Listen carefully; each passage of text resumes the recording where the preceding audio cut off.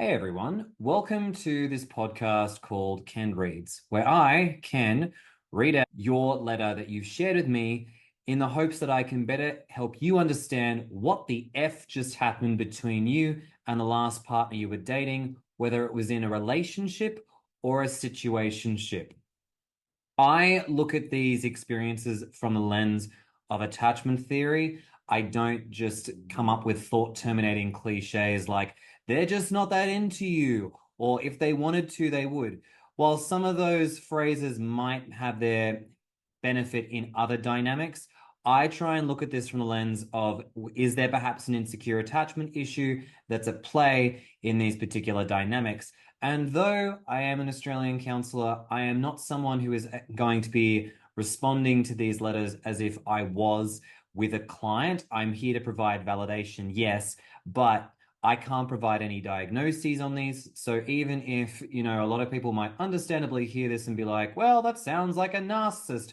At best, I'll probably say, sounds a bit narky. I probably won't go any further than that out of respect to my ethical boundaries in regards to what I can and can't do. If you find this of benefit to you, fantastic. That's what I want. And if you want to submit your letter, you're very welcome to, once there is obviously availability per month. And I'll happily read out and share my own 2 cents as to what I think has gone on in your dating experience to offer you a sense of validation for what you've been through, and also to give other people listening a chance to feel like maybe this relates to what they've also experienced as part of collective healing. So with that all out of the way, let's dive in to the latest letter.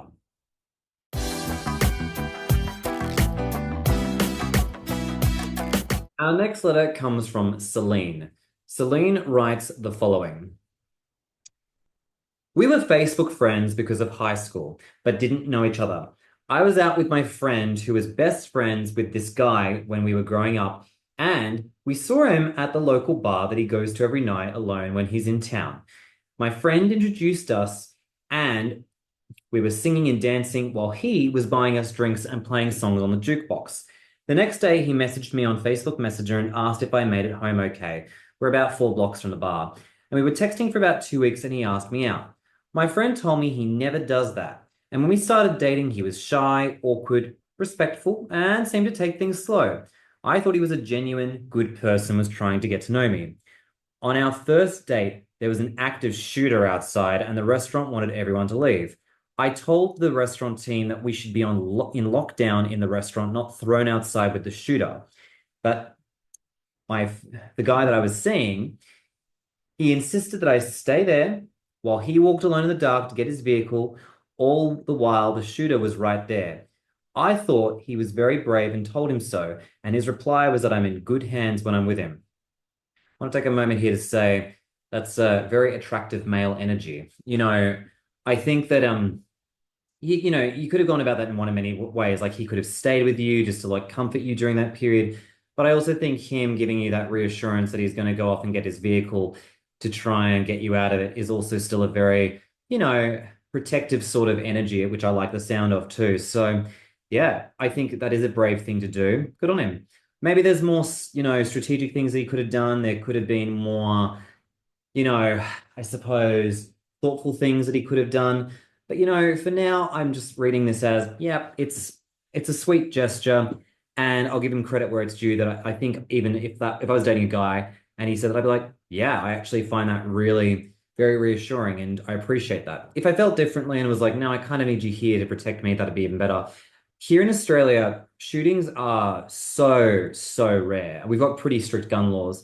But I know for people who live in other parts of the world, particularly the United States, where that stuff unfortunately can be more frequent, that's a very scary thing to go through because of how shootings operate. So I am sorry that you're in that situation because that's terrible. Anyways, let's continue. Now, I walk every morning and he would always stop to say hi during the drive on his way to work. For some reason, he told me his schedule every time, and my friend that knows him said that she's never seen him bring a girl around. I was the first, and that I was the most effort he's put into someone. After 2 months of dating, we were physically intimate. At first, he had his eyes closed, and I asked him to look at me. He stared into my eyes the entire time and was saying lovely things to me, telling me that he meant it. It was the most intense experience of my life. Shortly after, he started pulling away, claiming to be busy all of the time. After about a month of being busy, I asked him if he did not like me. He told me that he liked me very much. He's not avoiding me. He's just busy right now. Then he made a comment to take things slow. I agreed. I liked going slow and never pressured him. When he went out of town every other weekend to his family's lake house, I told him to have fun, asked if we went fishing. He never invited me there, nor did he invite me to his home, which is down the street from where I live. My friend told me his house is a mess and he's probably embarrassed. Okay, we're going to take a pause here. Let's talk about straight men who date and, factoring in introversion, shyness, cultural stuff as well too. Now, as a gay man, I've never really had any hang-ups in dating. But I know for a lot of straight men, there can be a lot of difficulties for them as for a number of factors. If they've never grown up with a woman before, like even like if they don't have a sibling who's a sister, for instance, or if they haven't had a lot of, healthy exposure to women, it can feel quite intimidating. And I think for men who've probably grown up with very overbearing mums, there can be a fear of getting close to a woman out of fear of rejection. So there's that thing that we need to consider too. I think in this day and age, there's a lot of cultural stuff out there which makes men feel like they are at risk of being cancelled for, God forbid, doing anything wrong to a woman, which I think is a very valid fear due to the Me Too movement, which, to its credit, has done a lot of good and has also been weaponized in some ways as well too. And I think at times, for a lot of men who are shy and introverted, they have tremendous self-confidence and self-esteem issues where, they really struggle to grasp the idea of how to confidently date.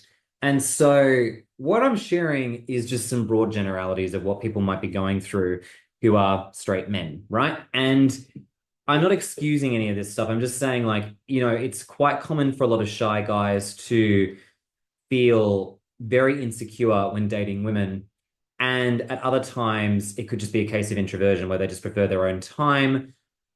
With this particular instance with this guy that you've been seeing, Samantha, I feel like it's less to do with those reasons that I've mentioned. There may be a little bit of that going on with this guy. I don't know what his family history has been like. But I am sensing that it's not a case of just shyness and introversion. In fact, it actually feels to me like there's some attachment issues on the basis that it's interesting how, even despite his seeming lack of dating history, he's closing his eyes when being physically intimate with you, which, a lot of people do for one reason or another. It feels romantic to some or it feels scary to others. I sense fear with this guy. I feel like this guy has some real fear about, going all the way in with this relationship. I have a funny feeling that if he's truly avoidant, which I believe he is, that off the back of this, I'm making a prediction here that he probably moves on to a new relationship very quickly. Probably to make it look like he doesn't actually have a problem. That's my prediction for this. I could be wrong, but I have a funny feeling I could be right. Anyways, I think that it's interesting that he's saying, I'm not avoiding you. I'm just really busy right now. No, he's avoiding you. He might truly be busy, but I think he's using that as an excuse to not really connect with you. I do think he likes you, but I think that fear is greater. And when your friend is saying his house is a mess and he's probably embarrassed, who stops themselves from letting a messy home get in the way of them inviting someone over? Like, I mean, if you want to spend time with someone and actually enjoy their company, getting your house cleaned up is not a big ordeal unless your home is literally, undergoing renovation, a move, or other significant changes. I just think, nah, like, come on, that's not an excuse. Anyways, let's continue. About a month and a half later, we went on our next two dates, which were our last. Our last date was the second time we were intimate, which was almost 4 months after the first time we were intimate. I never pressured him. I was always patient with him the entire time. I wasn't hearing from him as much, though. I sent him a text asking him how he was doing, and I told him that I miss him and cared about him. Good on you. His response was that he was busy the next few weeks and could do something after that. Something after that. Interesting how he doesn't give you a deadline. I replied that I genuinely care about him and miss him and that we don't see each other as much and I don't hear from him as often as I used to, and how he told me that he liked me very much and that I was confused. I never got a response. Yeah, we're definitely smack dab in avoidant territory, aren't we? Yet he would still stop to talk to me in the morning like everything was normal, but never asked me out again. It took me a while to figure out that it was over between us because he never told me. I tried to go no contact, walking a different route in the neighborhood to avoid him. About a month later, we ran into each other and were friendly, but he was distant and still telling me his schedule like before. Okay, I'm gonna apply something here, which, I want to share with everyone who's listening to this. I feel like it'd be very easy for someone to jump in and be like, maybe this guy was just never that into Samantha. Maybe he's just not that into her. And I don't think that's the case at all because let me put it like this. In the history that I've had of dating people where I'm not that into them, I'm not interested in reconnecting with them. I'm certainly not interested in sharing them my schedule. I'm certainly not interested in telling them I'm still into them if I'm absolutely not. I do find it interesting that he avoided the conversation around the confusion piece. And I think he did the right thing by acting like it was over, just to sort of be like, all right, I need to move on with my life. But I just find it so interesting that he's still telling you his schedule. If I wasn't into someone, I just wouldn't even bother. But it still feels like the vibe I'm getting is I feel like he wants to connect with you, but there's just so much fear around it. That's the sort of vibe I'm getting. Anyways, the letter continues. I saw him a little later out on my birthday seeing a band that he knew I liked and pretended that he didn't know. I thought it would be an opportunity to talk when he wasn't on his way to work. I asked him if I did anything to offend him. He said no. I asked him what happened and asked him to be honest and to look at me. His response sounded like a child. He said, I don't want to. I don't want to go on dates. I don't want to go to the movies. I don't want to go out. I asked him, with me or with anyone? He said, with anyone. I asked him if he didn't like when we were intimate. He said he did and then admitted to liking me and said he just can't do it. He's too busy. I asked why he asked me out in the first place and he said he didn't know. Then he left and went home. A few days later, I sent him a text and I asked if we could be friends. It was a nice text saying that I thought he was a good person and I respected him. His response was, Happy birthday, we're good. Yeah, I feel like, okay, just reading this bit, Samantha, I feel like when hearing this guy's responses and he's striking me as a dismissive avoidant, it's interesting because I don't really feel like he's engaging with you. You ask him, can we be friends? He's like, happy birthday, we're good. Like to me, it's like, bro, Samantha wasn't asking you how you felt about her. He was just saying, can we be friends? And it's almost like you get a completely like whack answer that doesn't really listen to what you're saying. I feel like he's all in his head. And even when you describe how his responses sound like a child of, I don't want to go on dates, I don't want to go to the movies. I know I'm putting on like a childlike tone here just to lay it on thick.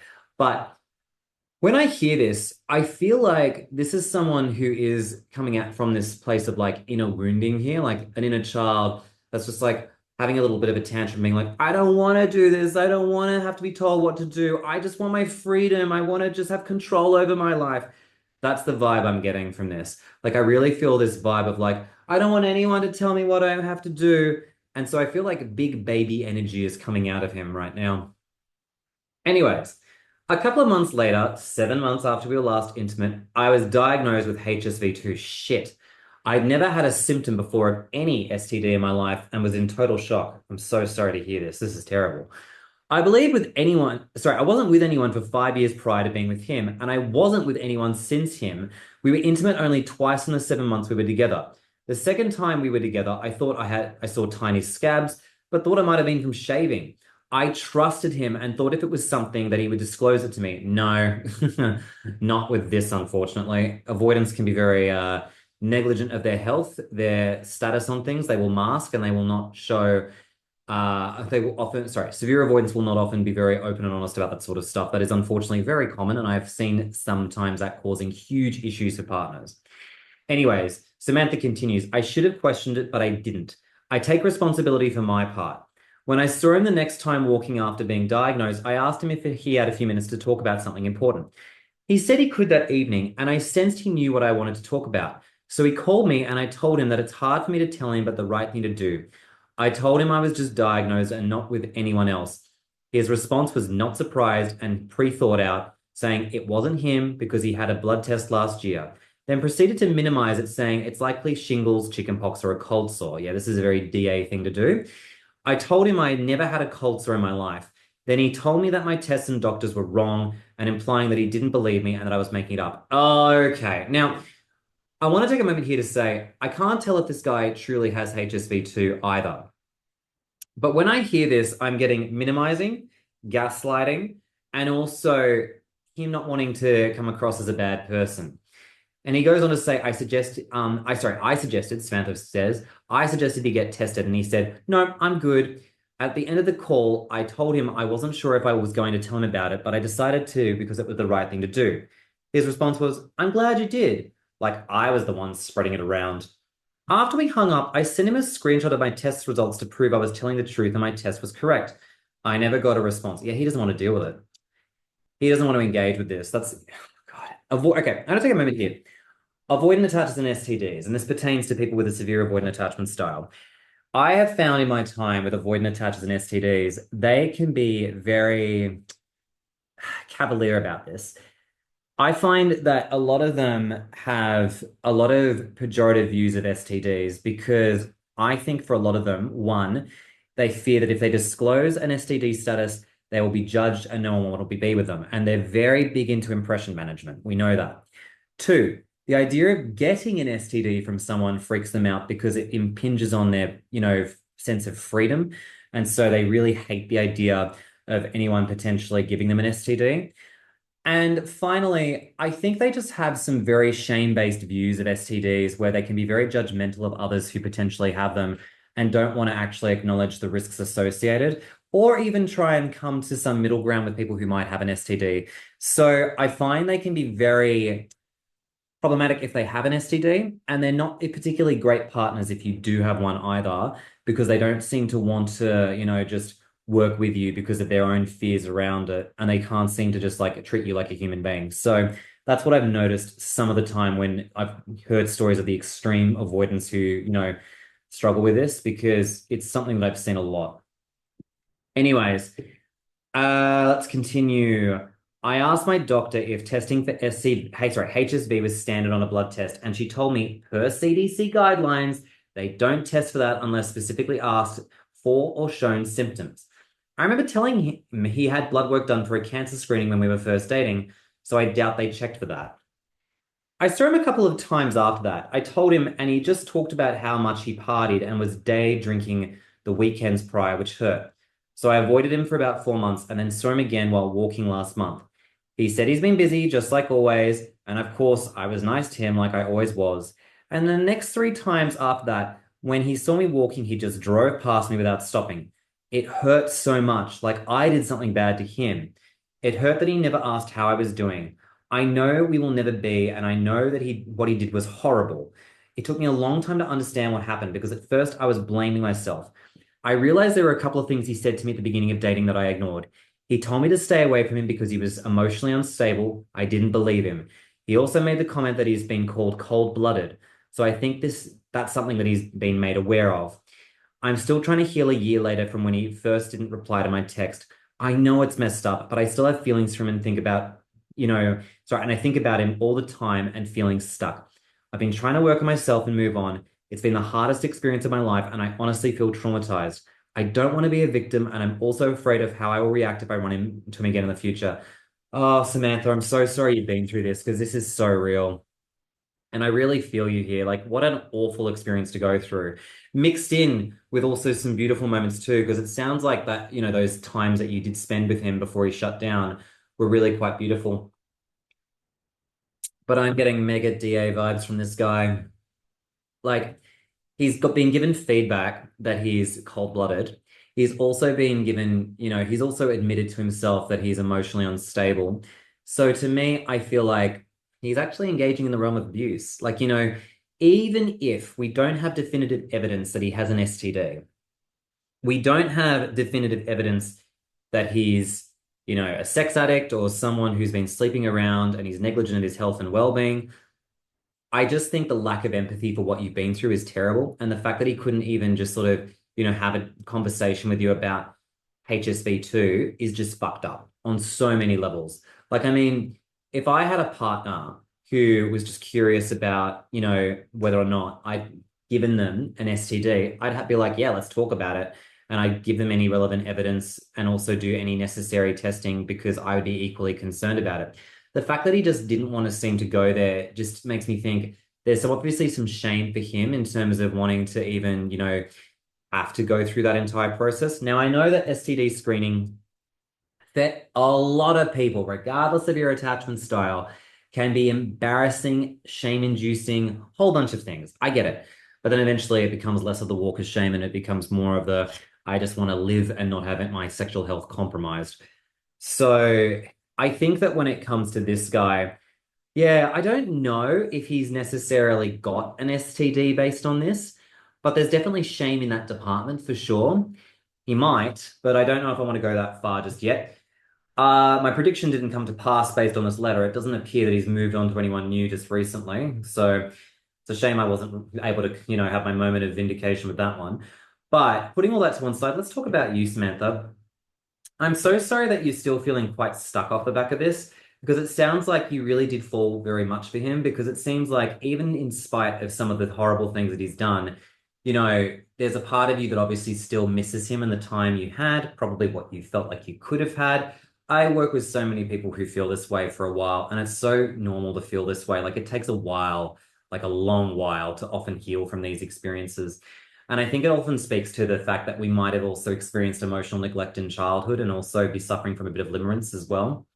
But without getting too therapist on you, I just want to say that, I think you actually navigated this as best you could. I feel like what I'm sensing here within you are two parts. I think that you bravely navigated this and didn't, continue investing time more than necessary with him. But I feel like there's another part of you, a very strong part that still yearns to connect and also to be acknowledged by this guy. And I feel like that part is quite strong when I read the back end of this letter, where I feel like for you, Samantha, like it's just like you have this very big part of you that wants to be acknowledged, seen, heard, chosen, and validated by this guy. That's the kind of vibe that I get. And a lot of people feel that. It's so okay. And I do think that with him, him just driving off like that and not even acknowledging you like that, I think that's really fucked up. To me, I think what I'm getting from him is that he doesn't want to even sit with the pain and sit with what's happened. He just wants to quite literally move on, drive on like it's never even happened, and just run away. I really feel the lyrics of Save Your Tears from the Weekend when I read this. But yeah, I truly think that there's a lot of internal stuff going on inside of him. And I don't think it's as simple as he's just not that into you. I think that, he's probably caused you a great deal of pain and he's just afraid to even, acknowledge it. And, he's hurt you very badly. So yeah, thank you for sharing this. And I'm so sorry that you were diagnosed with HSV too. I will say, just on that note, it is suspicious that, you got this when he was your most recent intimate partner. So even though I said we don't have any evidence to suggest that he potentially has HSV2, I do find it beyond a coincidence that you got this, given the circumstances. So I am thinking, on one hand, I can't definitively point the finger at him, but it wouldn't be a stretch, is all I'm going to say. All right. Thank you for submitting this letter. This was a very obviously a very sad account for you. And it just, getting that diagnosis on top of it, just fuck me. And I mean, how horrible too. Like you went into this with the best of intentions, meeting an old friend from school, and then he does, and then he just treats you like this, notwithstanding the extra diagnosis as well. So you're like, you didn't deserve this. I'm so sorry you've gone through this. In any case, my heart goes out to you.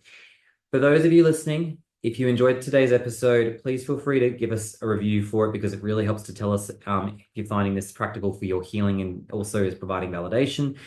Just as we're rounding out here, just want to say again that letter submissions for January will open in mid-Jan, just working through the letters for December now. And I look forward to catching you all again when I come back round for the next letter reading.